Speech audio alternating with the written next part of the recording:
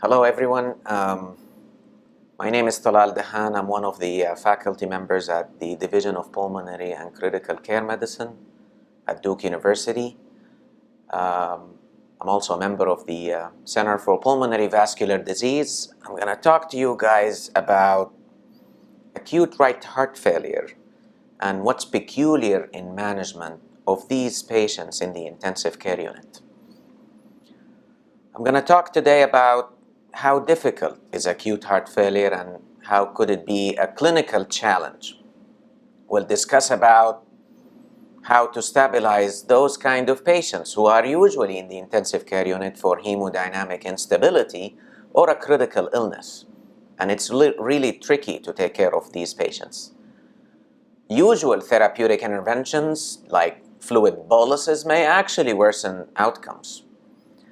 We'll briefly touch on the mechanism, why it happens, what help us in diagnosis and maybe prognosis, and management, particularly general measures, the use of vasoactive substances or inotropic agents, in addition to other options that are available at Duke or other large institutions, and we may consider them. Mechanisms of right heart failure are variable, and this figure from a paper that was published in the Journal of the American College of Cardiology by Tim Lamb from Indiana University looks into several parameters in one figure on how we can actually develop right ventricular dysfunction. Most commonly, we think about an obstruction, like pulmonary thromboemboli, sometimes mechanical ventilation. And this causes RV dysfunction with a decrease in preload supply to the heart. Since with ventilation, we apply positive pressure ventilation, and that raises the intrathoracic pressure, decreases significantly the preload, especially with high positive end expiratory pressure or PEEP, and that results in this problem. Keep in mind that ischemia may lead to arrhythmia, and arrhythmia can cause also right ventricular dysfunction. If there is hypoxemia, the right ventricle is one of the cells or one of the tissues that will be affected, and hypoxic pulmonary vasoconstriction may result in volume overload and elevation of pulmonary artery pressure, or right ventricular ischemia per se, since there is a lack of oxygen demand. Think about pulmonary microthrombi and myocardial microthrombi as well, since those can also result in right ventricular dysfunction, and those are usually sequelae from other parameters as well. What's more important in ICUs and critical illness is sepsis, and sepsis is well known to release a lot of cytokines and inflammatory markers, more commonly tumor necrosis factor, interleukin 1b, and interleukin 6. Those substances are known to reduce nitric oxide, prostacyclins, as well as endothelin levels, and that results in right ventricular dysfunction. Hence, those usually are the mechanisms we target for management of patients with pulmonary hypertension to increase their levels or antagonize endothelin. Endotoxin that is released from bacteria will be partially responsible of releasing number of inflammatory cytokines that causes the distributive shock. This will result in DIC as part of the sepsis process that may not be on laboratory level, but it's definitely on pathobiology level, and that leads to myocardial microthrombi that we see here as well. I left the most important to the end, which is left ventricular dysfunction. And left ventricular dysfunction can happen from ischemia, arrhythmia, or maybe with preserved ejection fraction, like most patients nowadays, which is really a challenging syndrome. It can also result from sepsis. It can also result from overall illness and acidemia and level of hypoxemia with a decrease in myocardial oxygen supply with an increase in demand, particularly if the patient is critically ill. All these mechanisms work together to form a tough situation of RV dysfunction. In pulmonary illness, this is not usually great for patients. In cardiac illness, this is also not great for patients, since anatomically speaking, the right ventricle is not as thick, and it carries a very important function for the whole body. That leads us to how should we diagnose patients with right ventricular dysfunction if we suspect it. Generally, if you have a patient who presents with shock syndrome, then you should look carefully for hypotension because of RV dysfunction or not. And parameters that you look at are clinical diagnosis, which is very important. You have to see the patient to make a decision. Laboratory markers are also helpful to diagnose how bad is this situation and also how bad in prognosis. Echocardiography is of raising importance as years goes by. There are a number of techniques that we can do to assess objectively the right ventricle instead of subjectively by looking at the different windows. Right heart cath is almost always helpful for these patients. However, in certain illnesses, it might not be helpful, like in sepsis or ARDS. So other parameters are also helpful. It doesn't have to be an invasive investigation to find out. Clinical diagnosis means that we should look carefully into the history of the patient. Are there any risk factors to suggest pulmonary embolism, for example, as a presentation that led to RV dysfunction in this patient? Are there mechanisms that lead to ischemia of the right ventricle? Was the arrhythmia originating any problems with that? Think about all the possible mechanistic causes that may lead to RV dysfunction from history standpoint. Clinically, this is also a disease that is usually found by clinical exam. Careful evaluation of JVP. This may not be helpful if the patient has a central line in his or her neck. And the best way to assess that is by looking at the CVP then. Congested liver, which is a downside from right ventricle not being able to work. Presence of ascites is a measure of portal hypertension that is usually from cardiac congestion. Lower limb edema is one of the first signs we might see, sometimes sacral edema, so be aware of that if the patient is on the bed for a long time. Laboratory markers, and those are helpful to give you a guide. Pro-BNP when there is no kidney dysfunction is highly helpful. Trending troponin is helpful sometimes to rule out ischemia, rule out myocardial infarction. Creatine kinase of the MB fraction or CKMB is of a high help as well. Liver transaminases or lactate dehydrogenase levels might be helpful to assess for congestion. Keep an eye on the synthetic function with total bilirubin and the coagulation factors as well. Markers for prognosis, those are also important. So those laboratory markers that we send may actually predict outcomes, and some of them are used in different models for risk stratification of illness. In pulmonary embolism, we know that pro-BNP and BNP may predict bad outcomes, and that may make us jump to do more aggressive intervention. It also identifies patients who have chronic thromboembolism or chronic thromboembolic pulmonary hypertension or CTEPH.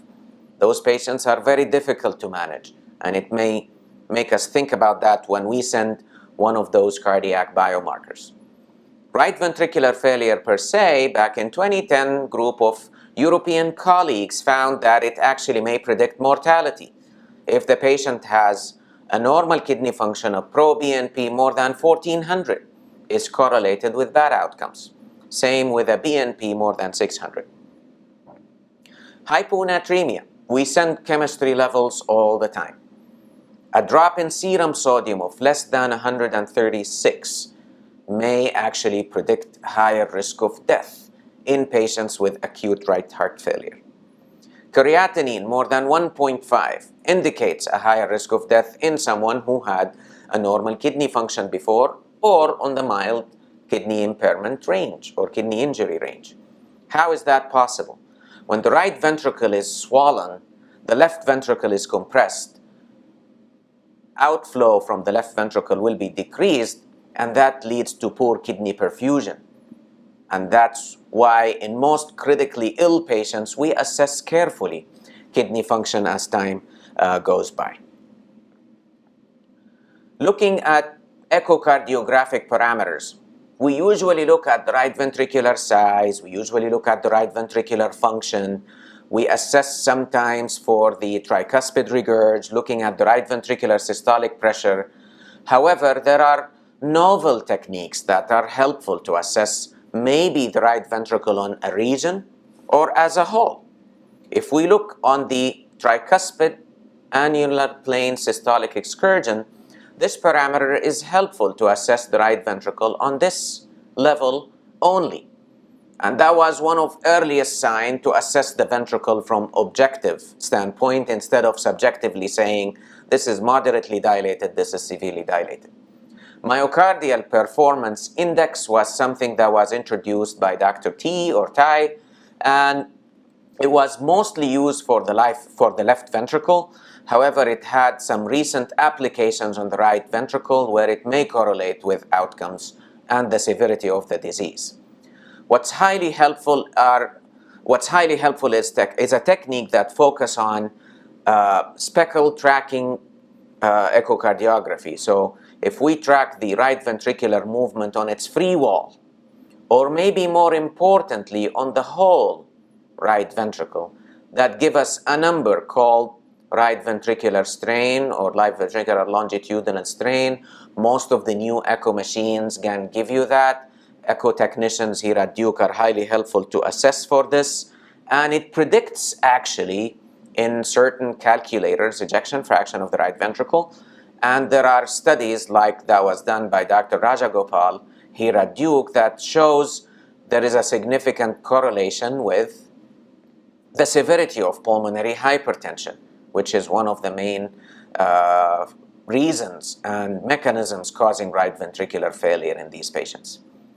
This was developed as well, which is right ventricular fraction area change, and that helps us to decide how the ventricle is functioning as a whole to push the blood outside the ventricle or not. So those are the echocardiographic techniques, and you may look at them. Now, CT scans are helpful. They are helpful sometimes for clues. You may ask for a CT scan to look for a focus of infection, to look for a diagnosis for why the right ventricle is failing, reason of the hypotension or the shock syndrome, but they are also helpful to look at the right ventricle. Look at the right ventricle here. It's huge. Look at the pulmonary artery here. It's significantly dilated.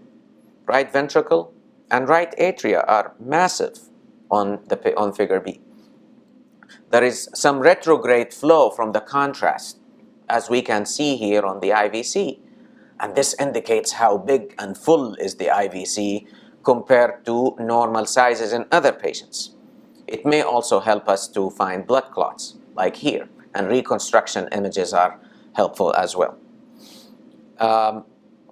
What's very helpful to us over time is assessment of patients who are chronically sick with right ventricular dysfunction.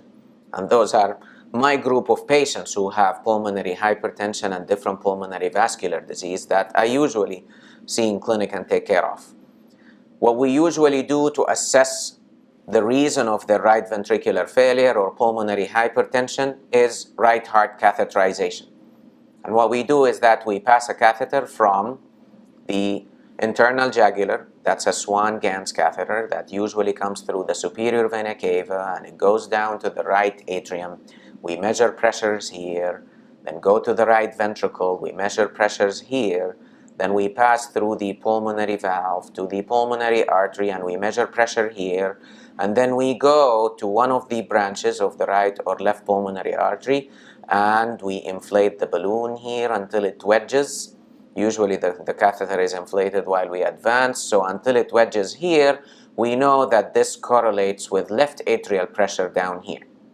And that gives us an idea about whether there is a true pulmonary hypertension or not by assessment of pressures here, whether there is elevation of right atrial pressure that usually tells us a bad outcome, what's the right ventricular pressure, particularly the end diastolic one, since that might help us to say if the patient has chronic process hypertrophy or not, and the wedge pressure or the pulmonary artery occlusion pressure, since that's the occlusion pressure that correlates with the left atrial pressure, or the pulmonary capillary wedge pressure. All these are several names of a same thing that may tell us if the patient has RV dysfunction because of the left ventricle being dysfunction, and that's the most common cause, or some other process is going on if the wedge pressure is low.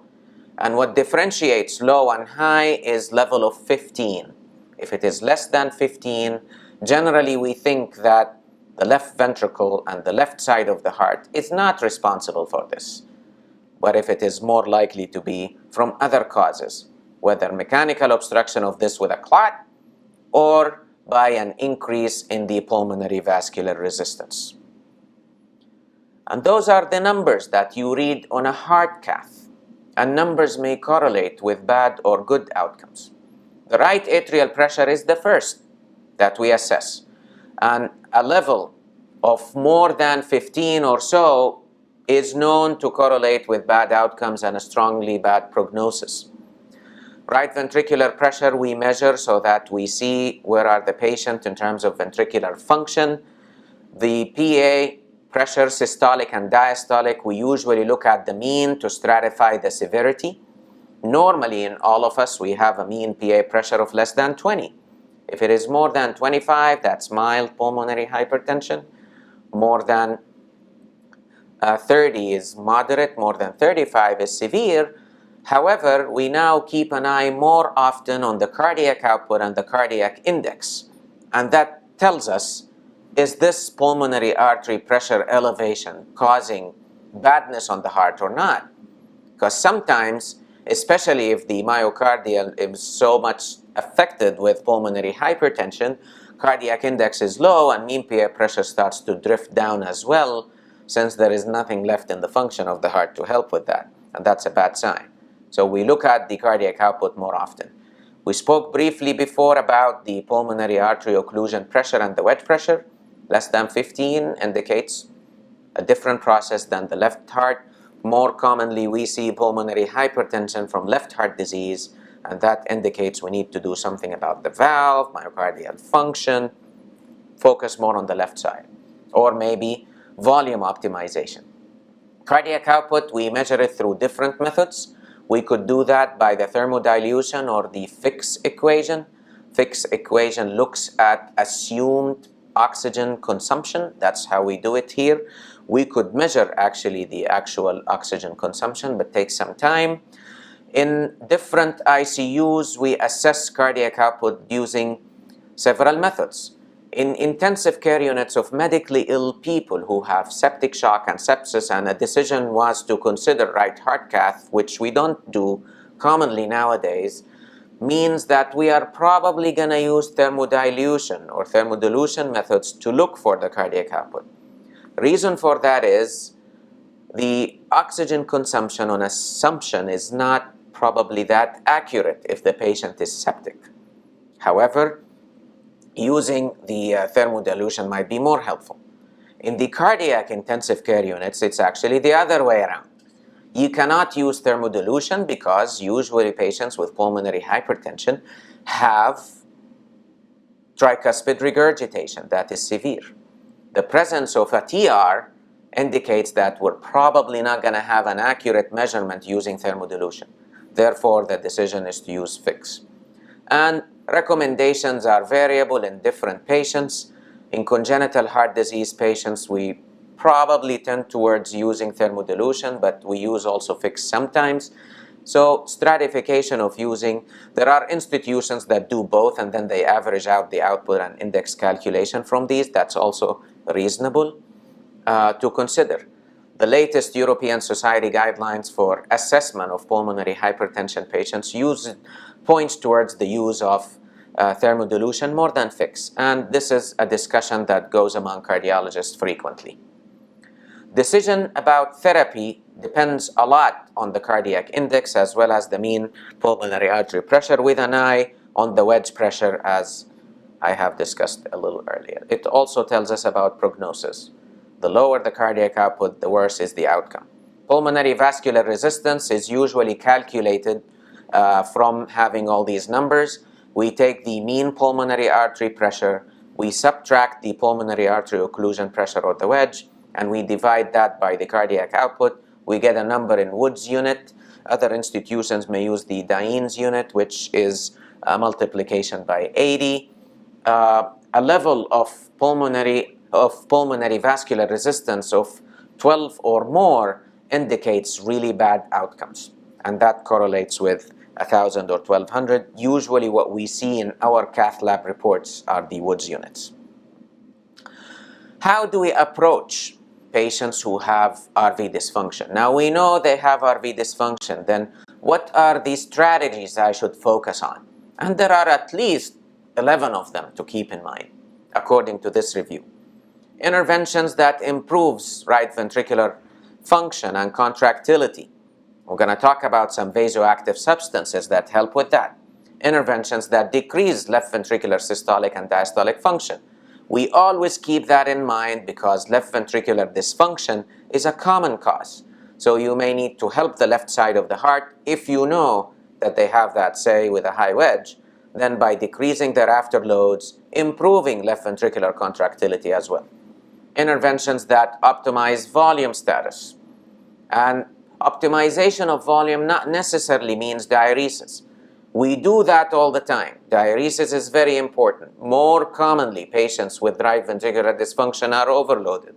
However, careful volume assessment is extremely important because sometimes they need a little volume.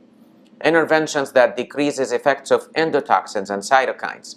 And that we mean by that is management of sepsis, especially early introduction of antimicrobial agents. Interventions that attenuates endothelial dysfunction are also helpful. So whatever we can do to prevent endothelin from being there and raising pulmonary vascular resistance. Now that may not happen on an acute level, but this is something to think about as the patient leaves. Interventions that decreases capillary leak. Very important, and that's through management of sepsis, early recognition of DIC as well. Interventions that decreases pulmonary hypoxic vasoconstriction, so adequate oxygenation and carbon dioxide removal, and that may indicate protective lung ventilation and strategy as well. Decrease of RV ischemia, management of arrhythmias, interventions to minimize effects of mechanical ventilation. Again, this is to help with more preload than anticipated with higher PEEP, as well as to prevent the endotoxin and cytokine release that we see sometimes from sepsis and septic shock. Interventions that target pulmonary microthrombi and myocardial microthrombi formation. Interventions that manages PE are also important. So relief obstruction, decreased pulmonary vascular resistance, adequate oxygenation and carbon dioxide removal, as well as trying to manage the overall illness, avoidance of therapeutic interventions that may lead to complications like mechanical ventilation. Now, the management. Management of these patients is really tricky, and we usually look at several parameters. What we need to focus on if we see such a patient: one is volume optimization, two, hemodynamic support, three, rhythm stabilization. We have to work as early as possible to treat the underlying disease and keep in mind on pathobiology level to avoid the cytokine release and inflammatory markers. Volume optimization means careful assessment of the volume status, and that may need invasive monitoring, not necessarily by clinical evaluation alone. Or if a clinical judgment was made, it is extremely important to follow what happens to the patient. It is not unreasonable to consider higher level of monitoring of patients who are known to have RV dysfunction chronically, and now they became ill and needed to come to the hospital for evaluation. Diuretics is what we usually consider in patients who are volume overloaded. Keep in mind combination of diuretics we might use. What I mean with that, if they didn't respond to loop diuretics, you may think about an augmentation with a thiazide, such as metolazone or chlorothiazide. Keep in mind as well that we might consider boluses of loop diuretics. We could also consider an infusion if it doesn't work. Clinical trials have shown no difference, but that doesn't mean you don't try until you achieve better kidney perfusion to get rid of that volume, so you try to optimize the cardiac output for these patients again. Patients who are hypovolemic, it can happen. It's not common though. Careful evaluation sometimes with trending CVPs, careful monitoring by repeating the echo. Sometimes we do a cath again, but not necessarily all the time, is extremely necessary. This is usually the scenario that you think of if someone has severe sepsis or septic shock. And in order to manage them, you look for volume status, yet they have some RV dysfunction. Hemodynamic support is a lot tricky. I'm going to talk about that in the next slide or so. And it is very important to be sure of volume status. So if the patient has a sepsis syndrome or septic shock, volume optimization may be by giving them a little volume so that their right ventricular function comes back to normal. Usually those patients have dysfunction but not dilation. That's another clue to look for on an echocardiogram. Rhythm stabilization is extremely essential. Part of the cardiac output is the atrial kick. If the patient has atrial flutter and is hypotensive, or atrial fibrillation and is hypotensive, those kind of patients are not going to get help without rhythm stabilization. Think about that as well.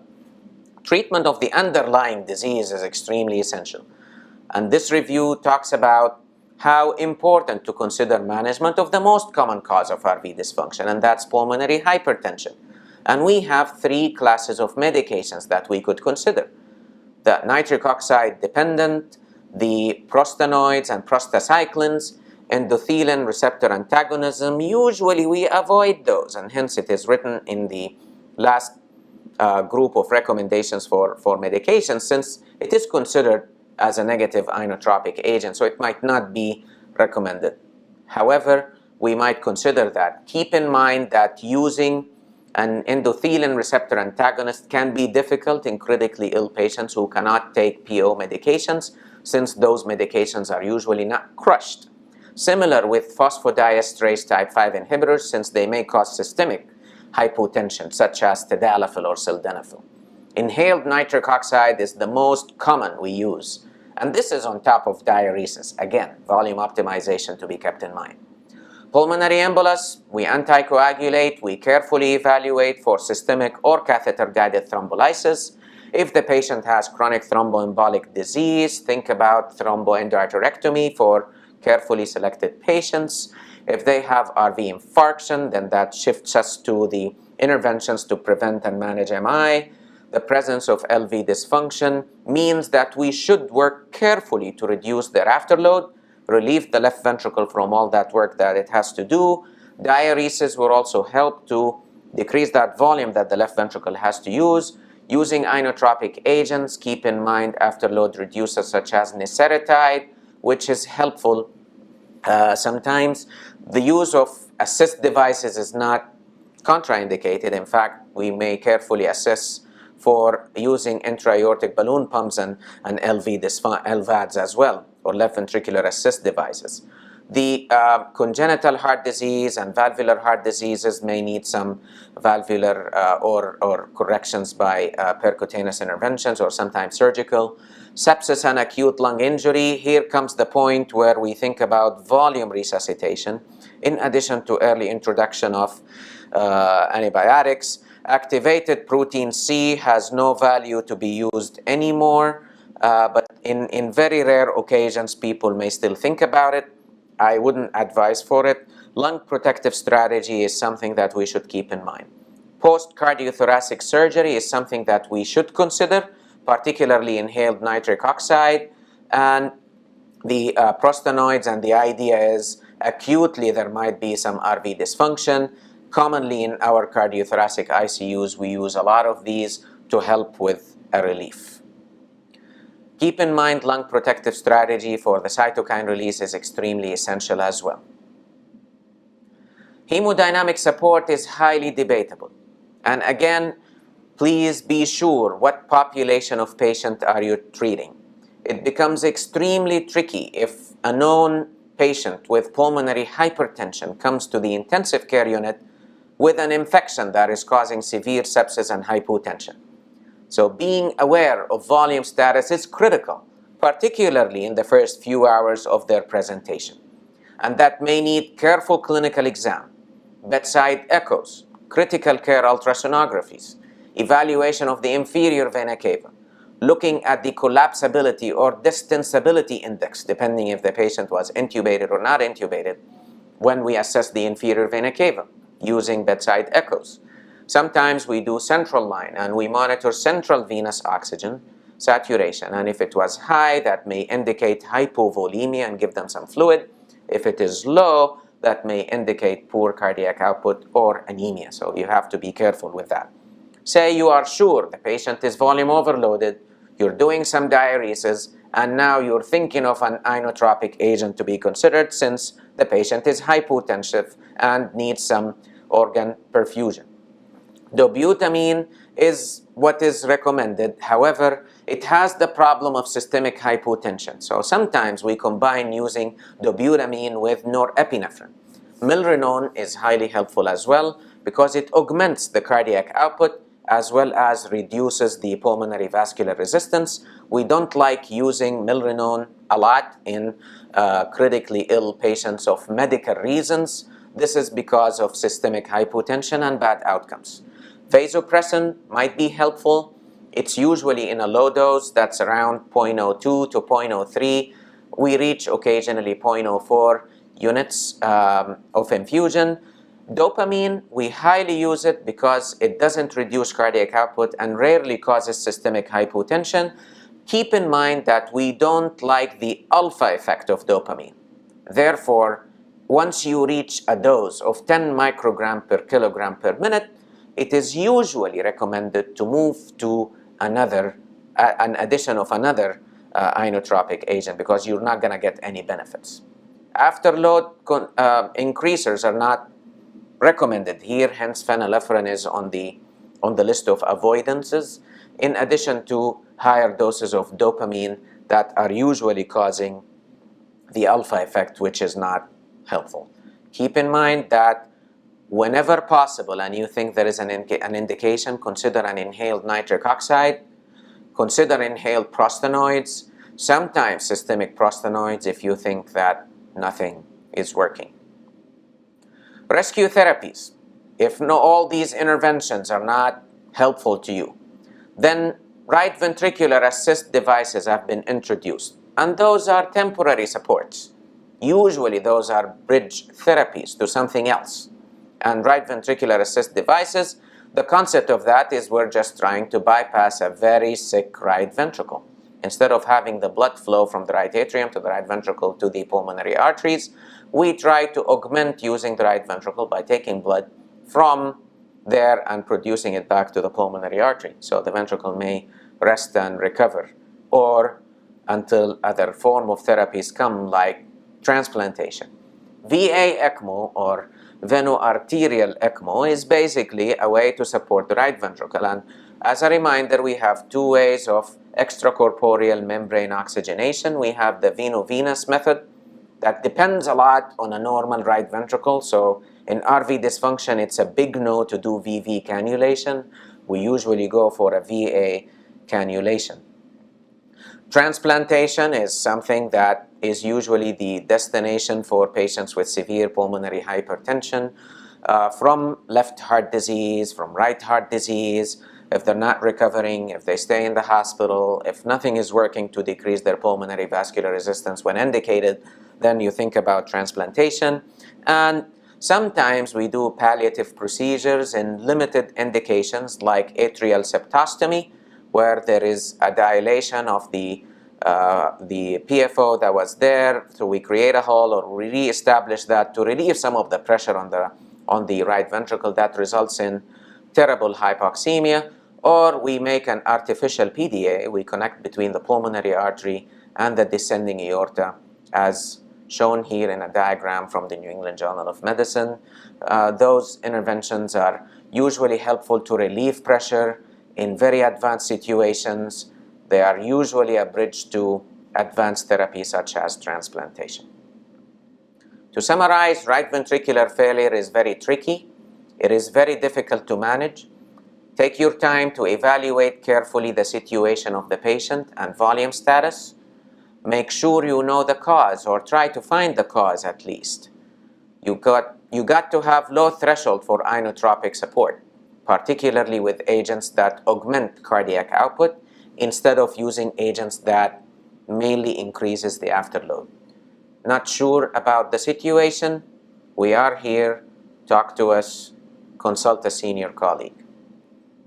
Thank you very much.